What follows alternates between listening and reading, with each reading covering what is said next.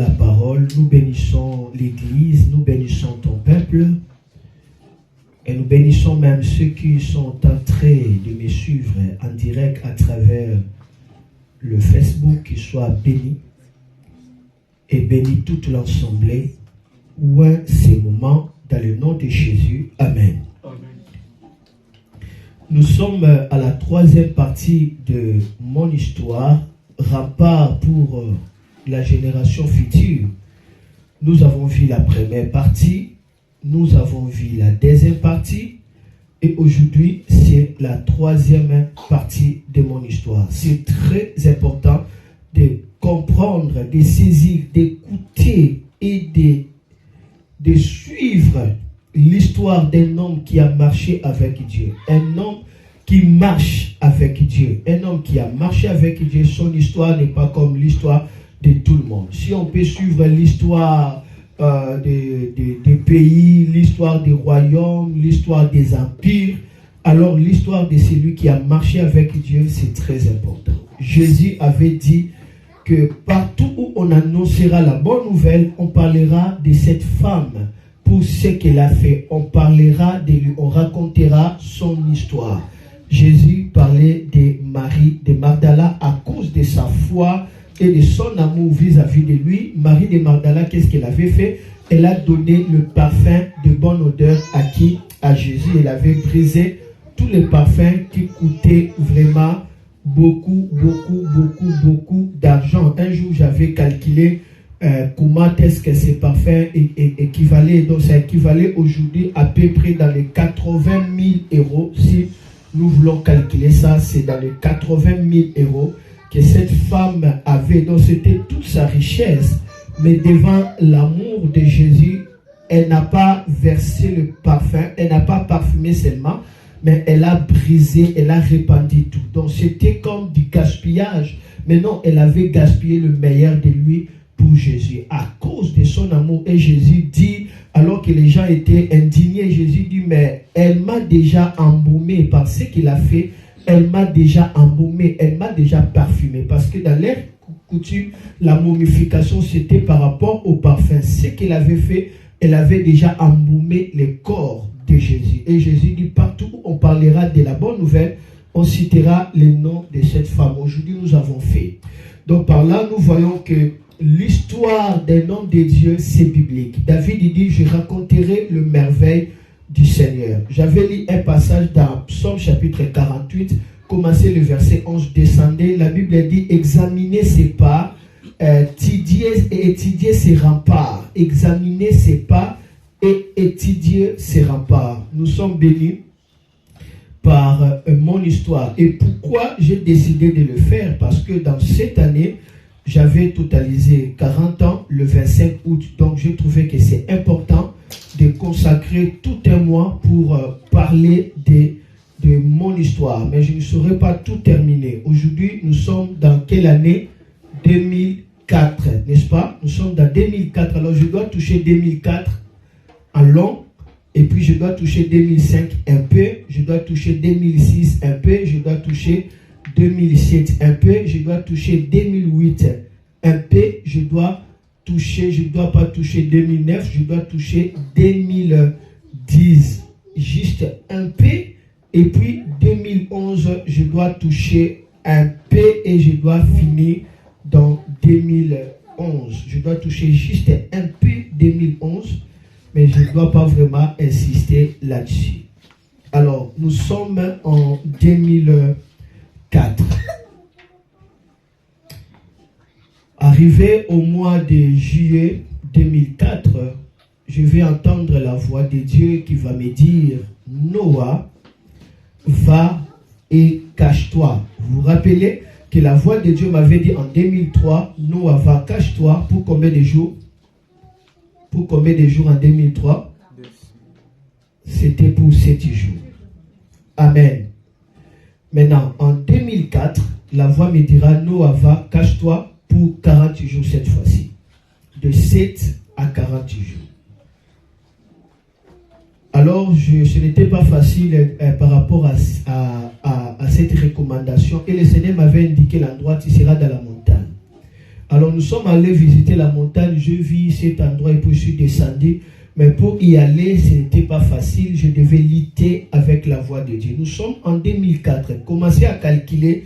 À cette année-là, je devais avoir quel âge? Je crois que je devais avoir 20 ans, 21 ans, 22 ans ou 23 ans. Si je ne m'abuse pas. Donc, ce n'était pas encore 25 ans. Va, cache-toi pour 40 jours. J'ai lutté avec la voix de Dieu, mais c'était tellement persistant. J'ai dit, je dois aller. Et je suis allé dans cette retraite-là. Le Seigneur m'avait donné des directives par rapport à cela. Je devais que manger des fruits et boire de l'eau, pas autre chose. Essayez, je vous dis, essayez seulement une semaine. Une semaine d'ailleurs, c'est beaucoup. Essayez 3 jours. Mangez que des fruits. Vous allez voir comment est-ce que les dents seront agacées. Ça agace les dents. C'est vraiment agaçant lorsque on fait que manger des fruits. Essayez même pendant 3 jours, vous allez voir. Maintenant, manger des fruits pendant 40 jours, 40 nuits, ce n'était pas facile. Donc, ce qui fait que d'autres jours, je ne pouvais même pas manger. Non parce que je n'avais pas la faim, mais parce que tout simplement mes dents ne pouvaient pas supporter. Le Seigneur me dit, tu mangeras les fruits parce que c'est le signe des œuvres. En mangeant les fruits, tu annonces mes œuvres à travers ta vie. Et j'ai obéi. Je suis allé, j'ai pris quelques provisions. Je suis monté seul dans cet endroit-là. Nous sommes à Kinshasa, dans la commune de Lemba, à l'étendance. Dans cette époque-là, il y avait de l'autre côté, c'était des apostolos. Et de l'autre côté, il n'y avait pas vraiment de gens. Et puis moi, j'étais là, seul. La nuit, il fait vraiment nuit, là, entouré des arbres dans la brousse. Le premier jour, j'avais tellement peur. Et puis je me suis enveloppé de mon drap parce que je n'arrivais pas encore à maîtriser les climats. Et parfois, lorsqu'il y avait certains oiseaux qui respirent, et puis ça me faisait peur. Et puis, je me suis endormi pour me réveiller plus tard pour prier. Alors que je me suis endormi, d'un coup, ça n'a pas fait même 30 minutes. J'ai senti un vent naturel soufflant dans l'endroit où j'étais. C'était tellement naturel. Et ça bougeait les arbres. Je sentais le vent physiquement. Alors, j'ai ouvert mon drap pour regarder qu'est-ce que je vis. Je vis un être qui est descendu, tout blanc avec la robe blanche. Descendait comme ça. Alors, dans mon cœur, j'ai dit, l'ange vient de me visiter. Je n'ai même pas prié. Je n'ai même pas encore commencé. Déjà, l'ange de Dieu commence à me visiter. Donc, c'est que vraiment, Dieu est dans cet endroit. Alors que ce n'était pas l'ange, c'était Satan lui-même. Je m'ai trompé. Quand seulement j'ai dit ça, alors cet ange-là s'est transformé. Les dents commencent à pousser. Ça devient très long et très pointu. Les ongles commencent à pousser. Sa face commence à changer. D'un coup, il veut m'étrangler. J'étais là, paralysé. Je ne pouvais pas bouger. Je ne pouvais rien faire. D'un coup, cet ange-là du diable voulait me détruire. C'était Satan lui-même. Alors dans mon cœur, je me suis dit, oh Seigneur, tu m'as envoyé dans cette montagne pour me tuer. Au lieu de dire que Seigneur délivre-moi, mais moi je dis, Seigneur, tu m'as envoyé dans cette montagne pour me tuer. D'un coup, cette paralysie générale m'a quitté et puis j'ai cité Jésus. Directement, cet être-là voulant crier, il fit disparaître. C'était pour la première fois de voir la réalité de l'écriture qui dit l'ange des ténèbres, Satan se déguise à l'ange de la lumière. Quand on dit il se déguise à l'ange de la lumière, cela veut dire Satan est capable de prendre la lumière, de prendre la forme de la lumière, de prendre la forme d'un ange, de prendre même la forme d'un Jésus, mais il n'est pas Jésus. Tu le distingueras tout simplement à cause de l'influence de sa présence qui peuvent. C'est pourquoi il faut avoir le discernement. J'ai expérimenté ça. Ce jour-là, j'avais tellement peur, je faisais que citer le nom de Jésus par la peur et non par la foi, ni par la révélation. Arrivé le matin, je vais entendre la voix de Dieu qui va me dire, Noah, écoute, Satan ne peut pas toucher un enfant de Dieu sans l'avoir neutralisé. Vous voyez, Satan ne peut pas toucher un enfant de Dieu sans l'avoir comment neutralisé. Si tu vois, tu es neutralisé, sachez que le diable veut te toucher.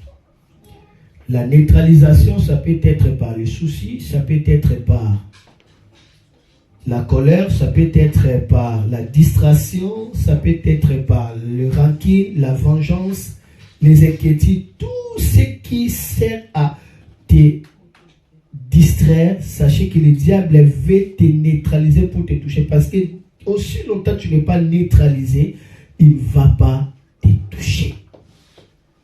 Voilà la première leçon que j'avais reçue dans le premier jour de cette grande retraite de 40 jours.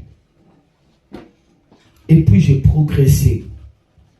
Arrivé le 7e jour, déjà à partir de ce jour-là, une pensée commençait à remonter dans mon cœur. Ça devenait tellement fort et puis ça avait la puissance de l'obsession. Mais c'était la pensée positive. Je pensais qu'à ma mère, pas à autre chose. Qu'à ma mère, jusqu'à ce que le 7e jour, je suis descendu de la montagne pour rentrer. Il y a certains amours qui se manifestent dans notre cœur. Ça n'a rien à voir de l'amour des sentiments. Ça n'a rien à voir de l'amour naturel, mais ça provient par les diables pour t'écarter de la volonté de Dieu. C'est la voie du discernement te servira de filtrage ou de tamisage. Celui qui a les oreilles pour écouter, qu'il écoute. Chérie, cet homme est un saint homme de Dieu. Toute la nuit, je fais que rêver de lui. Attention, ne le fais pas de mal, ne le condamne pas. Femme de Pilate, est-ce que cette pensée venait de Dieu, venait de lui ou venait de Satan? Ça venait de Satan. Bien que ce qu'il avait dit c'était la vérité, mais ça venait de Satan parce que la volonté de Dieu est que Jésus soit mort. Maintenant, elle, toute la nuit, commence à dire qu'il est saint homme de Dieu, il ne faut pas le condamner. Maintenant, si Pilate ne le condamne pas, Jésus ne sera plus mort parce que c'était lui qui avait la responsabilité de ordonner la crucifixion de qui? De Jésus. Attention, le discernement, c'est le haut lieu pour te maintenir dans la vigilance et le boulevard de ta destinée. Aujourd'hui, je vais parler avec la sagesse. Voyez, discernement. Toute bonne chose n'est pas seulement meilleure. Il y a aussi beaucoup de bonnes choses, mais qui viennent par le diable tout simplement pour nous éloigner de la présence de Dieu. Regardez, le peuple est en train de grandir. Mais il faut compter les peuples. Il faut les compter. Oh, il appelle ces gens, il commence à compter. Je parle de David. Après, quand il a fini de compter, les gens commencent à mourir terriblement. Il y avait la plaie et Dieu était en colère. Mais auparavant, David, il pensait que c'était son idée. Mais plus tard, la Bible dit que Satan entra en David. La Bible dit bien, Satan entra en David. La Bible a dit clairement, a cité les noms de Satan, il dit Satan entrant en David. Comment? Par la pensée. Quand il a compté, Satan a fait que David devienne l'ennemi de Dieu. Et que David touche l'interdit pour que Dieu le frappe. Quand on touche l'interdit, il n'y a pas d'amitié. Dieu te frappe. Et Dieu commence à frapper de partout. Le discernement, c'est important. Comment tu vas discerner ça? Aimez le Saint-Esprit, familiez-vous dans la voix de Dieu à travers la Bible. Vous pouvez discerner même le bon. Vous pouvez dire que ça c'est le mal, ce n'est pas le bon. Bien que ça peut arriver comme le bon. Amen. Je suis descendu Parce que cette pensée ne me laissait pas à l'aise. En descendant, le Saint-Esprit va me parler en bas. J'étais en haut, le Saint-Esprit ne m'a pas parlé. En bas, le Saint-Esprit me dira, ah Noah, tu veux vraiment partir? J'entendais sa voix. Tu veux vraiment partir? Mais sache que pour ta vie, tu auras à faire 40 jours. Pour ta vie et pour ton ministère. Donc, si tu pars, tu vas perdre les 7 jours. Ça serait bien et intelligent de remonter et continuer encore. Continuer. Moi, je dis non, je dois partir. Il dit, mais si tu pars, tu reviendras encore. Cette fois-ci, tu vas perdre tes 7 jours. Après, je dis, fais un contrat. Faisons un contrat. Je parlais. Faisons maintenant un contrat. Alors, si je veux monter, enlève dans mon cœur toute la pensée de qui? De ma mère. Alors, je dois rester. Il dit, c'est fait. Quand je suis monté, je n'ai plus pensé à ma mère. Cela m'a permis d'être focalisé dans ce à quoi Dieu entendait de moi. La focalisation, c'est ce qui importe pour ta vie. Et le diable le sait. Le diable fera tout pour que tu ne sois pas focalisé. Et le diable peut utiliser n'importe qui. Il peut utiliser toi-même contre toi-même. Il peut utiliser ta femme, ton mari, tes enfants, justement pour que tu ne sois pas focalisé. Mais l'esprit de l'éveil, avec le discernement, te servira de filtrage pour t'amuser et rester avec la voix de Dieu. Je suis remonté et maintenant j'étais libre. Arrivé quelques jours, je vais maintenant voir une autre visitation. C'était des êtres pourris. Je ne dis pas, ce n'était pas la vision. Je le voyais comme ça. Ils venaient des êtres totalement pourris, blanches, comme s'ils venaient des cimetières. Les corps pourris, blancs, c'était bizarre. Ils faisaient comme ça. Donc c'est comme des films et des zombies. Et je comprends que des films et des zombies, là, ce ne sont pas des mises en scène. En fait, ce sont des réalités spirituelles, mais ils le mettent sous forme de films. Alors que vous regardez ça, vous êtes en contact avec des démons. Ce sont des réalités. Il ne faut pas suivre des films et des zombies et des vampires. Mais il y a d'autres personnes qui aiment que le film est horrible, des films et des vampires. C'est ce qu'ils préfèrent. Cela veut dire que leurs esprits sont attirés par l'esprit de la mort. L'esprit des zombies, l'esprit des démons. Cette fois-ci, ils étaient nombreux, ils venaient là où j'étais, je le voyais. Allez, Quand je l'ai vu comme ça, d'un coup, la colère s'est montée dans mon cœur. Je l'ai regardé, je lui ai dit, mais moi je croyais que c'était les anges alors que c'est vous. Quand j'ai dit ça, ils sont enfouis, c'était la poudre d'escampette.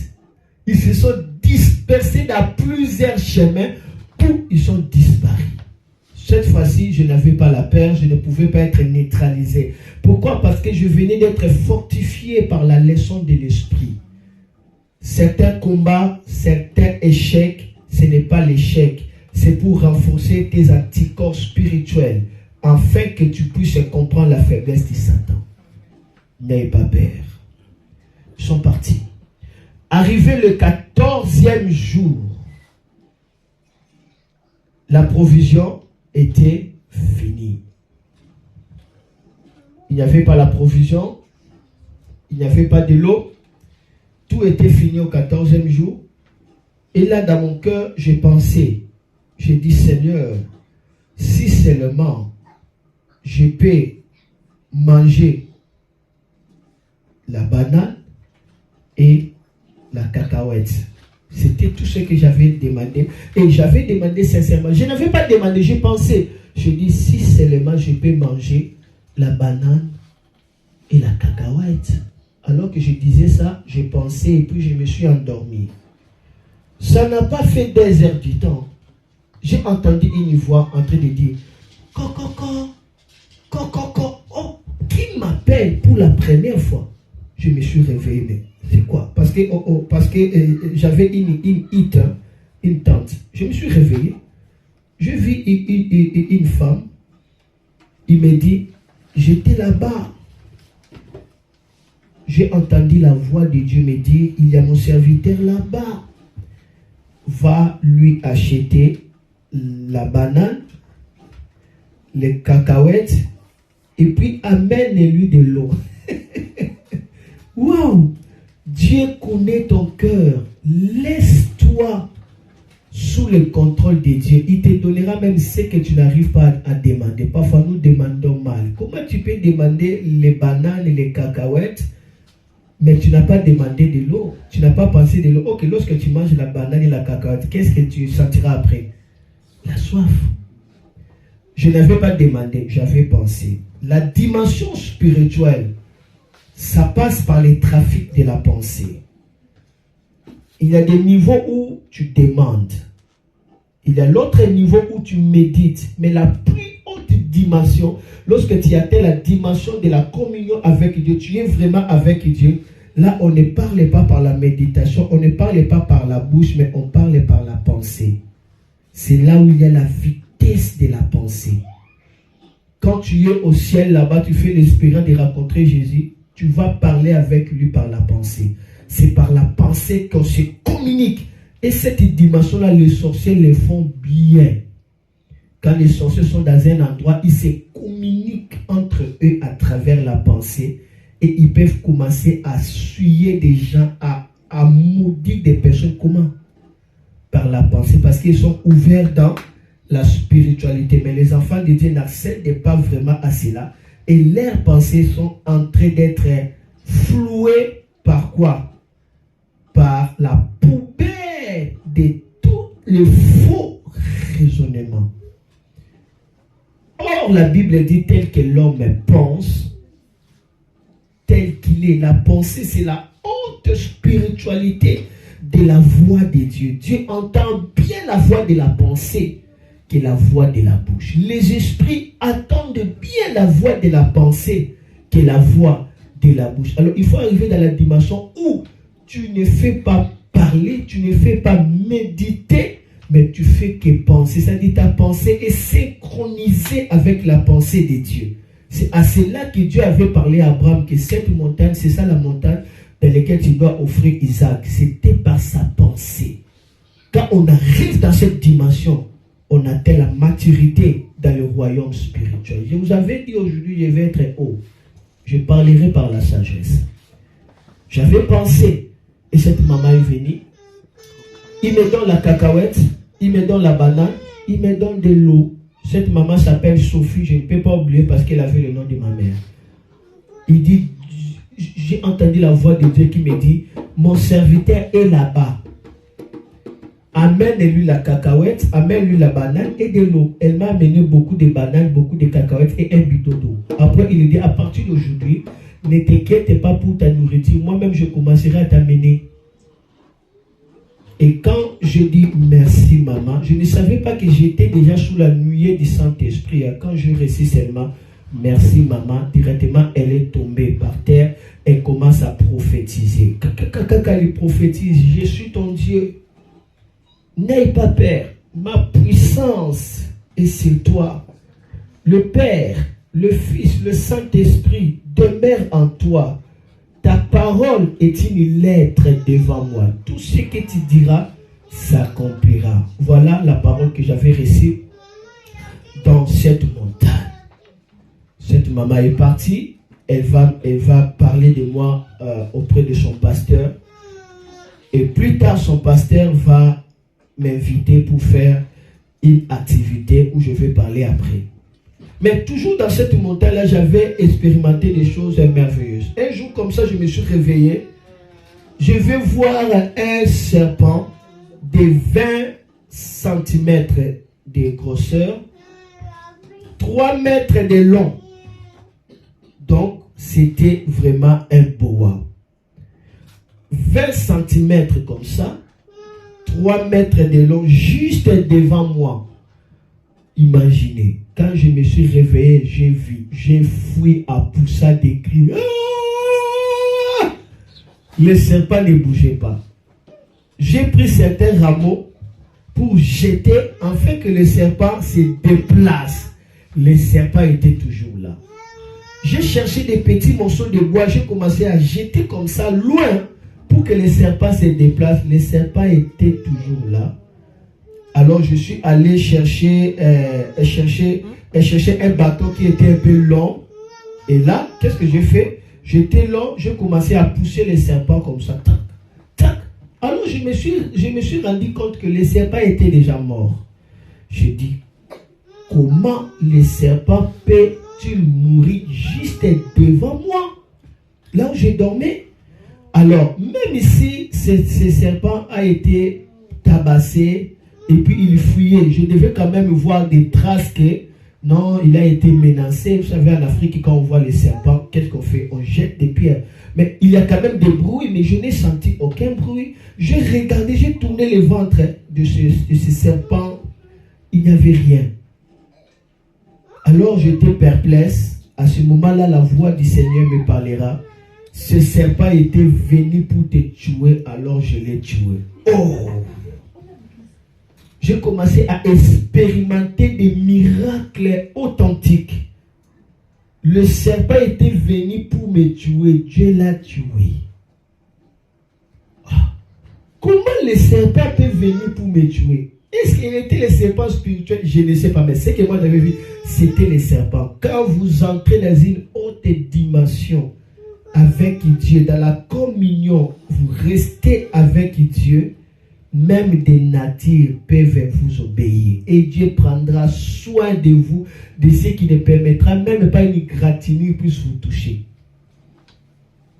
Dieu commence à veiller sur vous parce que vous avez décidé de payer le prix de l'obéissance. Payez le prix de l'obéissance, vous allez expérimenter comment est-ce que Dieu sera réel, authentique, vrai vis-à-vis de vous. Amen. Il a tué les serpents. Cela m'avait ajouté la foi. L'histoire de ma vie.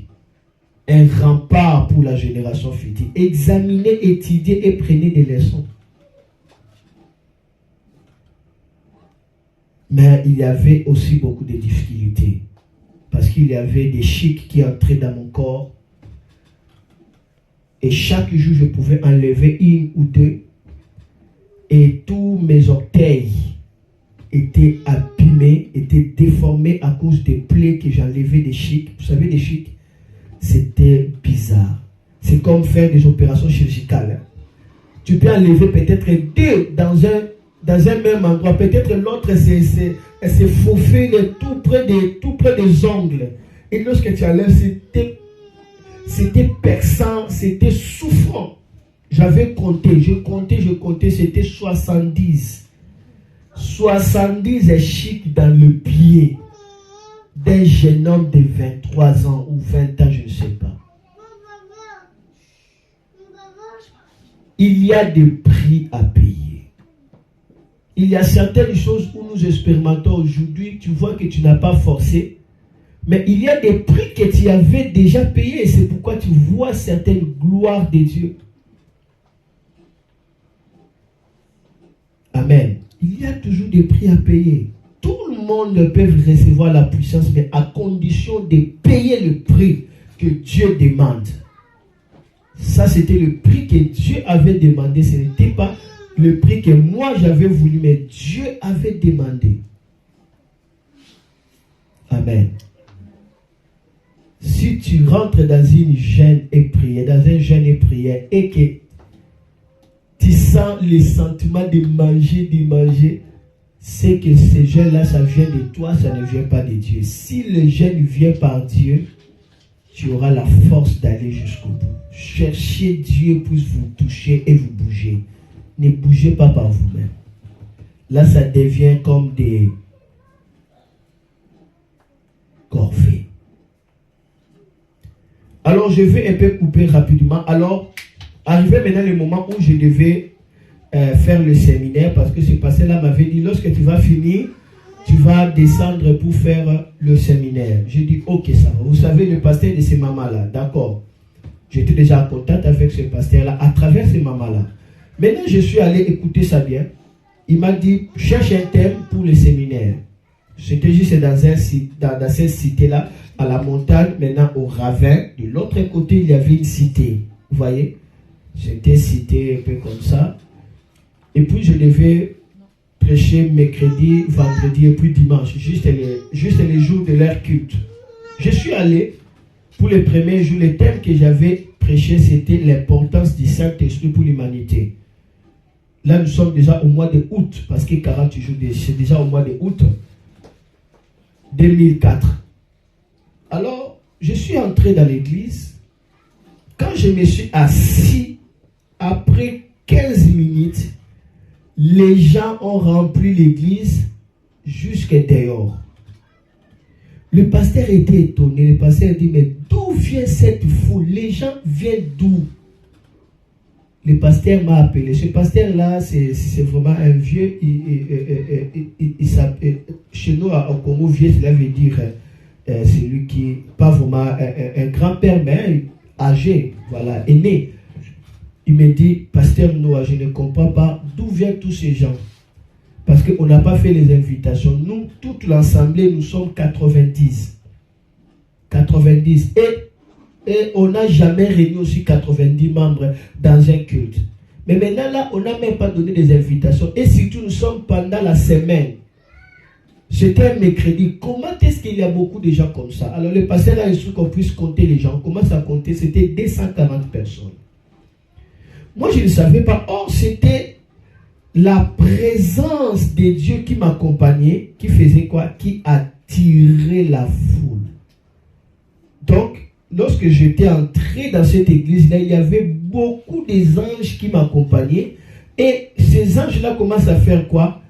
À attirer la foule. Je vous dis, cette onction d'attraction, je n'ai pas vu ça de manière permanente. J'ai vu ça de manière rare. J'avais vu ça là-bas, peut-être à Port-de-Lorient. J'ai vu ça dans un autre culte où les gens étaient débordés, un peu de manière rare. Hein? Mais je crois que le temps est venu pour que cette onction-là maintenant soit officialisée, permanente dans ma vie. Moi, je suis un homme de foule. Donc, que l'église Port-de-Lorient ici, France, ne vous voile pas. Parce qu'il y a certains circonstances qui peuvent vous voiler. Parce que lorsqu'on voit qu'il n'y a pas de débordement de personnes, ça peut vous voiler. Alors qu'il y a des hommes de Dieu partout, dans plusieurs pays, qui cherchent à parler avec moi, ne fût-ce que 10 minutes. Et ils sont affectés par la puissance de Dieu. Ouvrez les yeux et voyez. C'était l'onction qui avait attiré. Or, j'étais étonné. Alors maintenant, on m'a appelé pour prêcher. Quand je me suis mis debout, normalement, dans ma pensée, je voulais dire, Seigneur, bénis ta parole, pour que je commence à prêcher. Alors, au lieu de dire, Seigneur, bénis ta parole, j'ai fait l'erreur. J'ai dit, Seigneur, exorce ton serviteur. Oh. Seigneur, exorce ton serviteur. Non, je n'avais même pas dit Seigneur. Non, j'avais dit, Père, réponds ton serviteur. Dans ma pensée, je voulais dire, bénis ta parole. Maintenant, d'un coup, ma bouche a libéré autre parole. J'ai dit, Père, réponds ton serviteur. Quand seulement j'ai dit ça, oh, je me suis vu comme dans un film. Directement, comme si les choses étaient à ralenti. Quand j'ai dit, Père, réponds ton serviteur. C'est comme si les choses tout était bloqué. D'un coup, un vent naturel, je vous dis le vent naturel, entra dans cette église. Ça soufflait comme ça. Tout le monde tomba par terre. Même ceux qui étaient dehors tomba tous par terre. J'étais étonné, ébahi. Je voulais fuir. Mais quelque chose me retenait. L'onction existe. Hein? J'étais là, je regardais seulement comme ça. Tout le monde est par terre. Il y avait un silence révérencieux. Au moins, ce silence-là, il était au moins 2 minutes. Il n'y avait aucun son, aucun bruit. Tout le monde. Après 2 minutes, des bruits commencent à se balancer de partout. Hein, des démons quittaient le corps. Oh Seigneur, merci.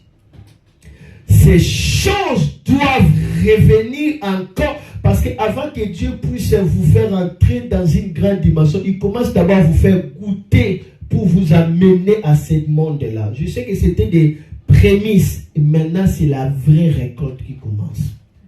Ça commence. Des démons quittaient le corps eux-mêmes sans que personne ne puisse chasser les démons. Ils ne pouvaient pas supporter les démons quitter le corps. De l'autre côté, dans l'autre parcelle, il y avait l'église des Noirs. L'église qui ne croit pas en Jésus. L'église des Noirs qui croit aux ancêtres. Ils commencent à pousser des cris. Tu es sorcier, tu es sorcier. Quittez de cet endroit, quittez de cet endroit, quittez de cet endroit.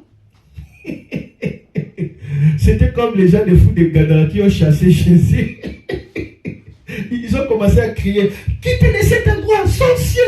On attendait que des bruits. Waouh! Ça, c'était le miracle de la puissance de chasser les démons. Extraordinaire. Dieu répond une chose seulement. Restez, restez jusqu'à ce que tu entendras l'instruction de Dieu. Et quand Dieu te dit fais, il faut obéir avec rapidité et plaisir. Non seulement rapidité, mais et comment? Et plaisir. Parce que ce qui intéresse Dieu, c'est la réaction de ton cœur. Tu verras des choses extraordinaires. C'était la puissance de Dieu. Et maintenant, l'autre jour, c'était terrible. J'avais vu l'expérience de miracle de la main sèche. La Bible nous parle de quelqu'un qui avait le bras sèche, la main sèche. Moi, j'ai expérimenté aussi ce genre de miracle. Pendant que les gens venaient, je priais pour les gens étaient guéris. Alors, une maman aussi est venue devant l'assemblée. Elle commence à dire, pasteur, pasteur, pasteur, prie aussi pour moi. Prie aussi pour moi. Je veux que ma main s'ouvre. C'était sa main droite. Je veux que ma main s'ouvre pour que je prépare du foufou à mon mari. Donc, cette femme a si maladie ou quoi, cela avait rendu sa main sèche. De sorte que ses bras comme ça, c'était bloqué comme ça. Tous ses mains comme ça. Ça ne fonctionnait pas. Ça ne s'ouvrait pas. Elle a dit ça. Alors qu'il voyait les gens étaient guéris. Vous voyez? Lorsqu'elle a dit ça, elle était là. Et maintenant, moi, sachant la gravité de ces problèmes, je ne voulais pas prier pour elle. Vous voyez? J'ai commencé à prier pour les autres personnes. Vous voyez? Je priais pour les autres personnes. Après, tout le monde est parti. Maintenant, nous sommes retrouvés que nous deux, cette maman-là était là, elle attendait les miracles. Vous voyez, elle attendait les miracles. Moi, je n'avais même pas foi à ça. Parfois, nous, les hommes de Dieu qui peuvent marcher avec la puissance, parfois, nous n'avons même pas foi par rapport à ce miracle-là. Mais c'est à votre foi et confiance à ce que Dieu fait avec nous pourra déclencher le miracle. Amen. Donc, vous pouvez déclencher des choses. Cette maman-là était là. Directement, quand elle était là, qu'est-ce qu'on devait faire? Je devais prier, n'est-ce pas? Je priais, j'ai imposé les mains, j'ai fermé les yeux, j'ai imposé les mains, j'ai dit, soyez guéris au nom de Jésus. Et puis, quand j'ai ouvert les yeux, directement, le main de ces mamans-là s'ouvra. Quand les mains s'ouvraient, on voyait les miracles, moi et elle. En l'œil à temps réel. C'était comme un film. Quand ça s'ouvrait comme ça, grand, moi aussi je voyais, moi j'ai crié par l'émotion. Elle aussi. On était tous étonnés. Après, directement, je me suis ressaisi pour dire, Jésus est Seigneur. Oh, j'étais déjà parti. Le miracle a été tellement fort. J'ai remarqué une sœur qui était là, a couru pour quitter l'église. On n'avait pas compris. Elle est partie. Oh, cette sœur-là, quand elle a vu le miracle, elle est partie chercher sa maman. Sa maman avait la gastrite qui avait fait 22 ans. 22 ans. Ok, je comprends maintenant. À cette année-là, j'avais 20 ans. Parce que je me disais que cette maladie était plus vieille que moi de 2 ans. Donc, elle a souffert de la gastrite depuis 1980. 1980, moi je suis né en 1982. La gastrite a fait combien d'années? 22 ans. Cette maman, à cause de tortures de maladie, elle ne pouvait plus se redresser comme ça. Elle faisait que se courber, mais avec beaucoup de souffrance, elle tenait la cale. Donc, ça lui piquait. S'il courbait trop, ça le pique. Il fait comme ça le pique. Imaginez souffrir de la gastrite durant 22 ans. Cela était devenu incurable. Toute sa vie se faisait que souffrir. Elle avait des difficultés à manger. Cela l'avait tellement rongée. Et toute sa vie, lorsque tu regardes comme ça, elle était fanée. Maintenant, sa fille, quand elle a vu les miracles, elle a couru pour appeler sa maman. Moi, je ne savais pas. Moi, j'ai fini le culte, je suis sorti, on m'accompagnait pour aller à la montagne. D'un coup, je vais voir cette sœur-là commence à venir. Pasteur, attendez, pasteur, attendez, pasteur, attendez. Elle était là devant nous. Et puis, j'ai vu une maman en train de venir lentement, lentement, lentement. Elle était là devant. Alors, cette sœur dira que non, pasteur, j'ai vu comment est-ce que Dieu avait fait le miracle. C'est pourquoi j'ai amené ma maman. Ma maman souffre tellement de la gastrite. Elle souffre. Donc, c'était la gastrite des ulcères. Hein? Ce n'était pas la gastrite comme ça, c'était la gastrite d'ulcère qui l'avait rongée. Et cette maman arrivait petit à petit jusqu'à ce qu'elle était là où elle était, dans la rue. Et puis d'un coup, je regardais cette maman, j'avais tellement compassion, je l'ai saluée. Quand seulement je l'ai saluée, d'un coup, la parole commence à se libérer de moi. Je commence à dire, mais maman, tu ne vois pas qu'il y a des glaces dans ton cœur? Je disais seulement comme ça. Tu ne vois pas qu'il y a des glaces dans ton cœur? Directement, il commence à trembler. Directement, j'ai enlevé ma main et il commence à trembler. Si vous voulez opérer par le miracle, serviteur de Dieu, je sais que beaucoup de serviteurs de Dieu me suivent. Hein? Écoutez, si vous voulez opérer dans le miracle, ne faites pas de calculs, ne faites pas de schémas. Laissez le Saint-Esprit prendre vos sentiments pour l'utiliser. On ne guérit pas tous de la même manière. Il y a des façons que Dieu peut l'utiliser. Mais pour cela, le Saint-Esprit voulait que ça se passe comme ça, comme de l'humour. Maman, tu ne vois pas qu'il y a des glaces dans ton cœur? Je vous dis la vérité, je n'avais pas vu des glaces, je n'avais vu rien. Mais seulement cette parole est venue. Maman, tu ne vois pas qu'il y a des glaces dans ton cœur? Elle commence à trembler. Directement, j'ai enlevé ma main. Et d'un coup, directement, je l'ai regardée. Elle était froide. Donc, elle sentait vraiment de la glace partout dans ton cœur, dans son cœur. Directement, j'ai dit, maman, mais tu ne vois pas que quelque chose vient de quitter ton cœur comme un caillou? Quand je dis ça, directement, elle commence à dire, je suis guéri, je suis guéri. Elle commence à faire comme ça, je suis guéri, amen, amen, elle commence à sauter. Elle a été guérie. Elle a été bien guérie. Même dans l'autre visite, elle a toujours été guérie. Voilà ce que Dieu pouvait faire. Je vais vous raconter un témoignage qui m'avait beaucoup touché. C'était d'un enfant qui avait des problèmes de la veine, du cou. Le veine du cou était coupé. De sorte que son cou, sa tête ne pouvait pas se redresser comme ça. Et sa tête se clipsait sur son ventre. Par là, j'ai compris que le cou tel que vous voyez là, le cou est long. Tout comme la langue aussi est longue. Le cou, ici, notre cou est long. Ce qui les soutient, c'est quoi? C'est les veines que tu vois ça. Si on enlève les veines, tu remarqueras que ton cou est long. Mais c'est les veines qui les soutiennent pour que ça soit comme ça. Selon les témoins, selon ce que moi j'avais expérimenté. Parce que la tête de cet enfant arrivait jusqu'ici. Il n'y avait pas de veines. On l'a traité, il n'y avait rien. Alors on lui mettait des bandeaux. des pannes. Mais malgré qu'on le mettait comme ça, mais sa tête, c'était comme ça. Alors on m'a appelé prier pour cet enfant. Quand j'ai regardé seulement cet enfant, toute la foi que j'avais, c'est comme si on a enlevé ça.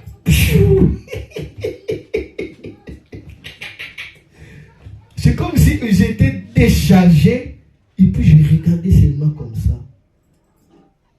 J'avais peur et j'avais aussi la compassion. Et puis d'un coup, j'ai entendu la voix de Dieu me dire, donne-lui l'orange. C'était tout ce que j'avais entendu. Donne-lui quoi? L'orange. Vous voyez, le ministère de la guérison, ça dépend par le Saint-Esprit. Il faut écouter le Saint-Esprit. Si le Saint-Esprit ne te dit rien, ne prie pas. Ne prie pas. Parce que c'est lui qui est le guérisseur, ce n'est pas toi. J'ai entendu seulement l'orange. Quand j'ai entendu seulement, j'ai dit, est-ce que je peux avoir une orange? Imaginez que les gens sont désespérés. Tu dis seulement une orange. Et ça n'a même pas fait 10 minutes. Il avait au moins 10 oranges là-bas. Parce que c'est ça. J'ai dit merci, ça suffit. J'ai pris seulement une orange. J'ai prié. Je dis, Seigneur, merci pour cette orange. Merci pour la vie pour cette orange. Au nom de Jésus, amen. J'ai donné à sa mère. Je lui ai dit, donne-lui à manger. Qu'il fait tout, qu'il mange ça. Mais attention, il ne faut pas qu'il mange ça dans ma présence. Parce que je ne voulais pas voir comment les choses, ça va se passer. Quand seulement elle a pris, j'ai dit, bye bye, que Dieu te bénisse. J'ai quitté la maison direct. Je suis parti dans la montagne. Toute la nuit, je faisais que penser à cet enfant.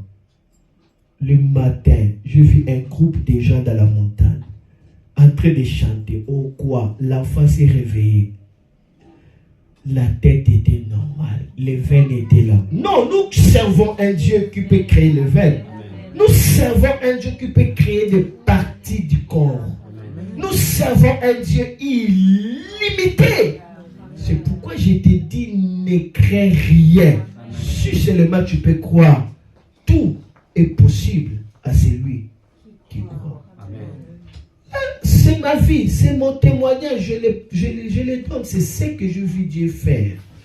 Dieu dit, racontez-leur ce que le Seigneur a fait pour vous. Amen. Voilà le miracle que j'avais expérimenté. Dans quelle année? 2004. Je peux me limiter seulement par là.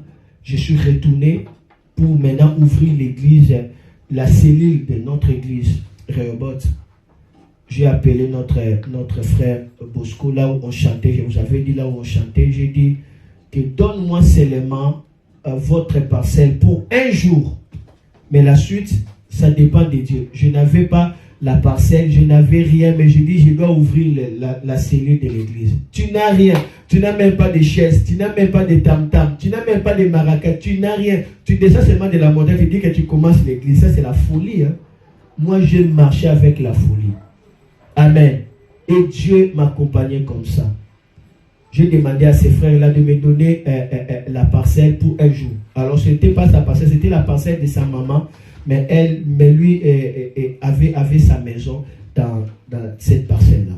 Alors, il dit, bon, c'est que ça ne serait pas vraiment possible que tu puisses avoir la parcelle comme ça, mais je te permets de faire cette réunion dans la tinelle. Dans la parcelle, il y avait comme ici la maison, et puis ça laissait juste une partie, vous voyez comme la tinelle, est-ce que vous comprenez le genre de maison comme ça, hein, des mitoyennes, vous voyez, ça restait une partie là, c'était comme la tinelle. C'est là où j'avais ouvert l'église, la cellule.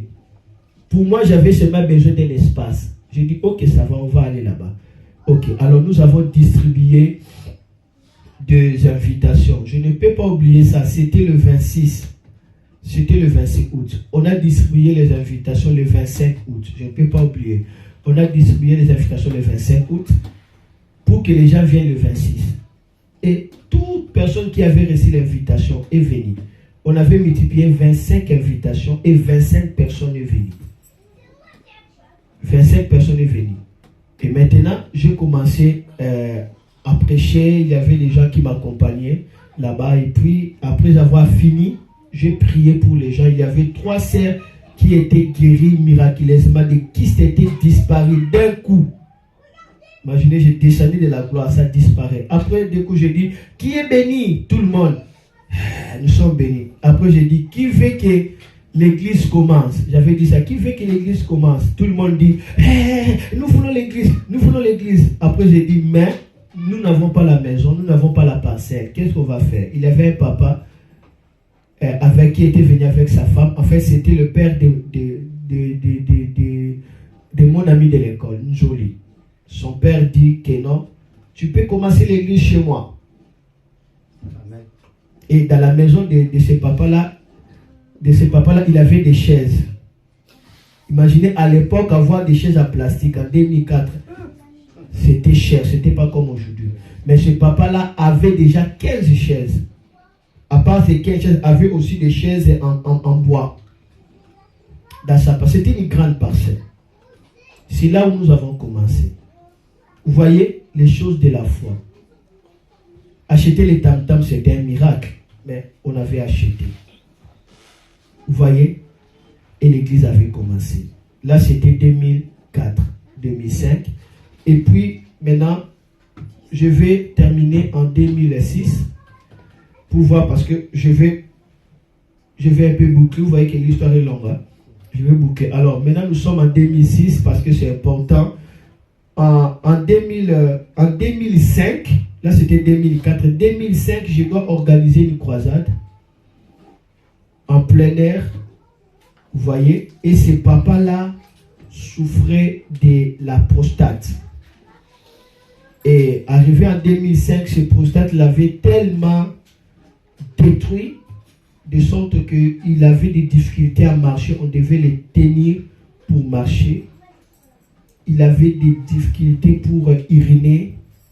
Tout était devenu compliqué. Et même sa corde vocale était bloquée. Les gens commencent à se réunir parce qu'on sentait qu'il devrait mourir. C'était le cancer de prostate. Alors là, j'ai organisé la croisade. Déjà là, Maman Nadine était là, n'est-ce pas? Maman Nadine était là. En 2005, Maman Nadine est entrée déjà dans l'histoire. Azam Takala. Alors, Maman Nadine était témoin. Voilà. Était témoin. L'endroit où j'étais en prière, j'avais aussi amené Maman Nadine, n'est-ce pas? Je t'avais montré même des enfants là qui étaient guéris. Hein? Tu les avais vus? C'est ça. Je l'avais montré. Alors, dans cette croisade-là, pendant que je faisais le ministère comme ça, alors on a amené ces papas-là devant. Là où on loue. Hein. Là où d'ailleurs, là, je rappelle que dans cette parcelle-là, ces papas-là avaient dit, vous n'allez rien payer. On n'a rien payé jusqu'à ce que nous sommes sortis. On n'a rien payé dans sa parcelle. C'était mieux. On n'a rien payé. Et ces papas-là étaient là, on les tenait comme ça. Ce jour-là, je le regardais comme ça. Il a des photos. Quand je priais pour lui, j'ai dit, tu dois sauter. Je me rappelle même, mon père avait peur. Parce que mon père aussi était là.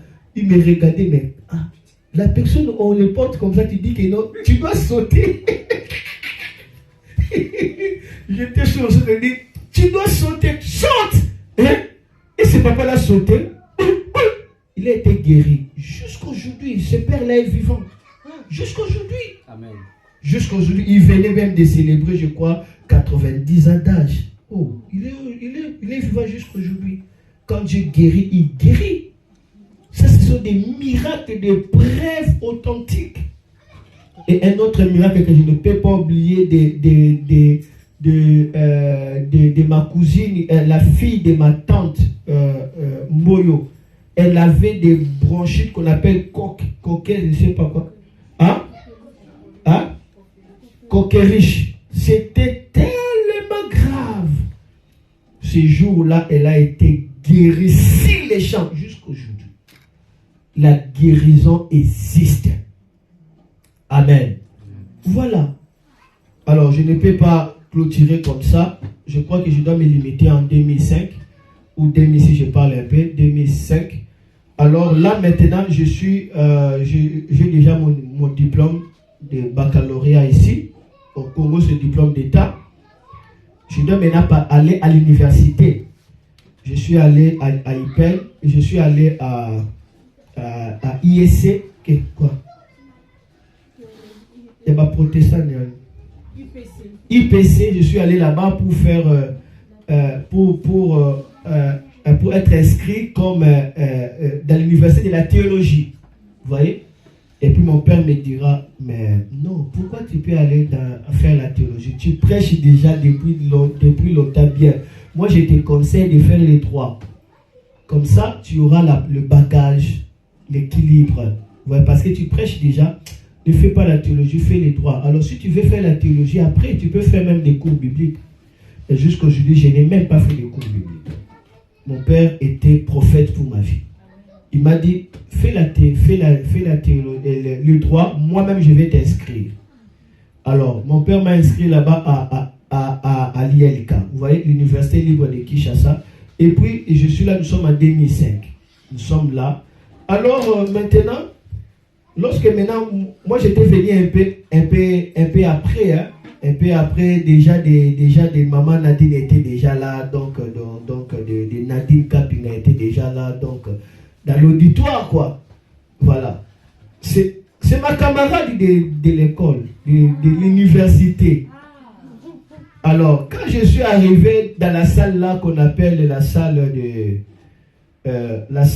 de promo, les universités, oye, camarade, oye. Camarade Oye. Voilà, salle de promo. Quand je suis là directement, j'entends quelqu'un en train de chanter. J'avais des chairs de poule. Alors que c'était Nadine qui chantait. Les gens étaient là, tout autour d'elle, ils chantaient. Moi aussi, je la regardais comme ça, elle est en train de chanter. Ah. J'étais attiré. Attiré par ses charmes. Elle chantait. Mais vraiment, je ne peux pas oublier ça. C'était là, ses cheveux. Elle faisait déjà des cheveux un peu comme ça, longs comme ça.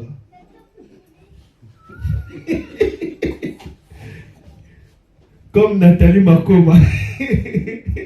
C'était comme ça. Elle chantait. Après là, moi j'étais seulement là, je l'observais et puis j'ai dit, mais vraiment cette fille est intéressante, je suis attiré par elle. Il faut vraiment que je puisse l'aborder. Mais j'avais des maîtrises parce que j'étais encore nouveau. Ce même jour-là, je suis rentré à la maison. Arrivé au milieu de la rue, je vais entendre la voix qui va me dire, Nadine, c'est elle. Oh. Nadine, c'est elle. Alors je me suis rappelé. C'était dans l'année 2000. On m'avait donné un message. On m'a dit, par rapport à ton ministère, tu rencontreras une femme qui viendra tout droit du royaume des eaux. Elle sera sirène et quand tu vas la rencontrer, cette femme aura la mission de te détruire. Quand on m'avait donné cette vision, je suis rentré dans la prière de 3 jours par rapport à ces messages. En priant, le Seigneur me dit, la femme que tu vas épouser, elle s'appelle Nadine. Et le Seigneur m'avait donné des critères pour ces Nadines-là. Dieu est précis, parce qu'il y a beaucoup de Nadines. Maintenant, la Nadine que je t'ai dit, attention, elle s'appelle Nadine. Dieu commence à détailler. Hein. Premier critère, elle est prophétesse. Elle prophétise. Dieu ne m'avait pas dit qu'elle est prophétesse, comme ça il dit qu'elle prophétise. 2, elle voit des visions. Côté. 3, elle est intercesseur. Donc, si elle ne prie pas, c'est compliqué. 4, elle est chantre. Elle chante. Vous voyez? 5, 5, elle est vierge. Nous sommes à quelle année? Nous sommes à quelle année? 2000. Le Seigneur me parle tout, hein? Précision. Hein? Vous avez écouté? Ah. Quand j'ai entendu ça, alors dans notre école là-bas, j'avais un ami, il s'appelait Nadine. Vous voyez? Directement, je suis allé. Alors, je suis allé chez ce Nadine-là, aucun critère. Ce Nadine-là n'avait aucun critère. J'ai dit, ah, oh, tu y étais. Elle ne chante pas, elle ne prophétise pas, elle ne voit pas de visions, elle n'est pas intercesseur, elle n'est même pas vierge, donc ce n'est pas elle. Et puis c'est tout. Et puis les années ont passé, je pensais que c'était mes imaginations. Je savais que c'était, j'avais même oublié que c'est Nadine-là que Dieu m'avait appelé. Mais lorsque je l'ai vue dans l'université, écoutez, je suis rentré dans la rue, la même voix qui m'avait parlé me parla encore. Nadine, Nadine, c'est elle. Waouh! Il y a des destinées. Il y a des couples qui viennent par Dieu lui-même. À cause de la mission. Ne blaguez pas. Oh, Dieu ne parle pas. Dieu parle. Moi, je suis témoin. Vous voyez? Imaginez, tu as écouté la voix comme ça. Le lendemain, quelle sera ta réaction? Tu vas vouloir connaître quoi? Je vous pose la question. Hein? Non seulement des signes. La première chose que tu dois d'abord savoir, elle s'appelle Nadine, vrai ou faux? Non. Parce que je ne le connaissais pas. Je ne connaissais pas son nom. N'est-ce pas? Ok. Alors le lendemain, il fallait que le matin, il fallait qu'il y ait rapidement quoi? Le matin, pour que je puisse aller vérifier, n'est-ce pas? Je vous rappelle même, en attendant, j'avais déjà allé prénoter une sœur. Vous voyez, dans l'endroit où j'avais fait la croisée, vous vous rappelez?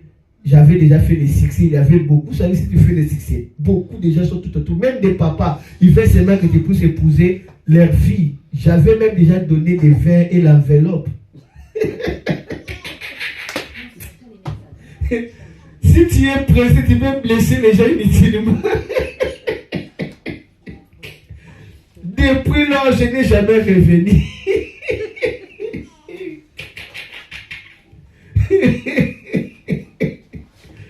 Ah, vraiment. Je suis revenu. Alors là, maintenant, je la trouve. J'ai dit, s'il te plaît, j'ai besoin de te parler. Ah, ok, ça va, on était là. Ok. Je lui ai dit, comment tu t'appelles? Elle me dit Kapinga. J'ai dit, non, pas question de Kapinga. Moi, je te dis ton nom. Il me dit, mon nom c'est Kapinga. J'ai dit, Kapinga. Alors, ok, ton prénom. Parce que Dieu ne m'avait pas parlé de Kapinga. Dieu ne connaît pas Kapinga. Là, c'est dans la chair. Mais pas, le ciel ne connaît pas Kapinga. Le ciel connaît Nadine. Il faut comprendre ça. Ça, c'est vrai. J'ai dit, ton prénom. Elle me dit Nadine. Quand elle m'a dit ça, hein, j'ai senti, ok, dans le corps, hein, le sang peut aussi bouger. Hein. J'ai senti mon sang comme si ça bougeait. Maîtrise, charisme. Ah, donc, toi tu es Nadine. Maintenant, elle ne comprenait pas. Alors que moi j'avais déjà une liste là. Ah, ok. Je commence à dire Nadine. D'ailleurs, pour chanter, c'est pas un problème. Tu chantes. Là, c'est pas un problème. Hein? Ben oui, ah oui, je chante. Elle commence à me raconter comment est-ce que je chante. Moi, j'ai dit, moi, mon problème, c'était même pas ça. Moi, je voulais seulement ça. J'ai crochet, crank. J'ai dit, Nadine, tu vois des visions. Elle dit, effectivement, mais j'ai un souci. Ces derniers temps, je ne vois plus de visions. Ça fait au moins 5 mois, je ne vois plus reçu. 2 mois ou 3 mois comme ça. Elle veut dire, ces derniers temps, je ne vois plus de visions. Et ça me fait beaucoup de soucis. Moi, je dis, ah, ok, tu vas voir des visions maintenant. Donc, tu vois des visions, malgré que tu ne vois pas maintenant. Ok, je crochet. Elle voit des visions. J'ai dit, tu prophétises. Elle dit, oui, oui, oui, je prophétise. Elle est prophétesse. Maintenant, c'était combien de critères? Déjà 4, non? Hein? Elle chante, elle est Nadine, elle chante, elle est prophétesse, elle voit des visions. Ça restait 1. Maintenant, j'ai hésité. Je freinais un peu. J'ai dit, s'il te plaît, ne te fâche pas, je vais te poser pour la dernière fois. Juste c'est tout dernier. Là, ne te fâche pas. Tu es vierge.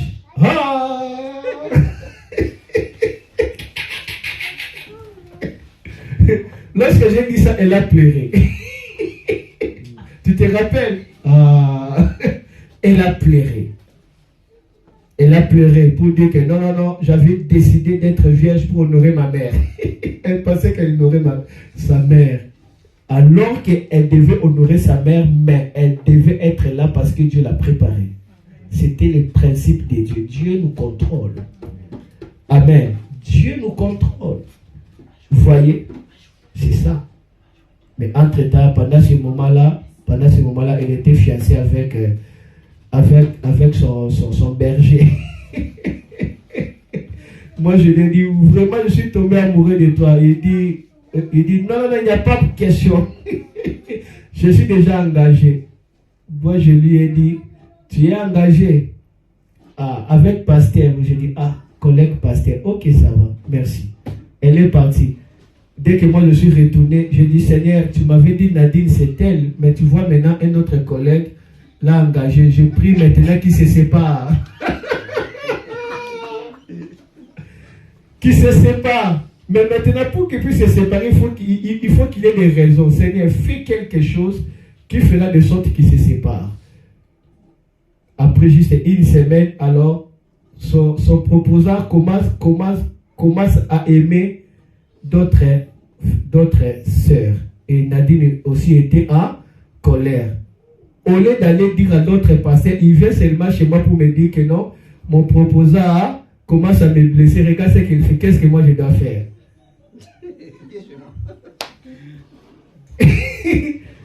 Dans lequel j'ai dit, ok, que ça continue. Voilà, et nous sommes mariés. Ça, c'est la main de Dieu. Amen.